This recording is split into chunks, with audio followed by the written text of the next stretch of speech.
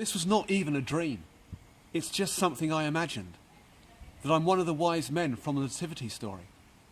But the year is 1973, and I'm at a house party in Florida. The 3 Apollo 11 astronauts are there too.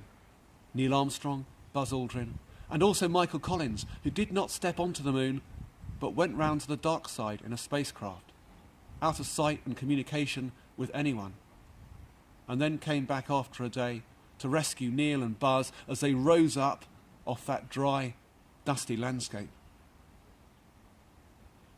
Now, Buzz Aldrin is on his own, drinking, a solitary communion.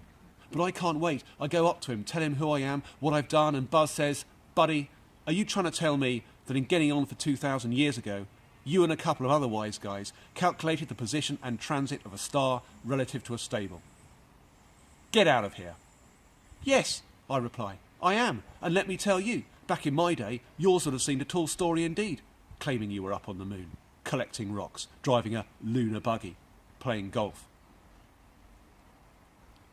I remember reading that once he punched somebody who suggested that the lunar landings were a fake, and I could see a look in his eye.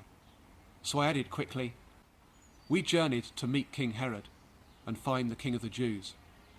You went to beat the Russians to the surface of the moon. The facts of your mission are observable, proven, but what matters is the interpretation. Consider your gifts: a gold leaf, a plaque requesting peace, a memento for the dead. Like ours, your gifts transcend the politics of a murderous era." Buzz points out that the buggy and the golf are on later missions, then turns away laughing. Neil Armstrong remains in discussion with a fellow pilot about the implications of a bombing run they flew back in Korea. Michael Collins, who has watched and listens from a distance, beckons to me, and we go outside. He points up at a star and describes the elemental mystery that formed all of us, from oxygen, carbon, hydrogen, nitrogen, calcium, and phosphorus. "Michael, let's leave this party and splash down into 2016.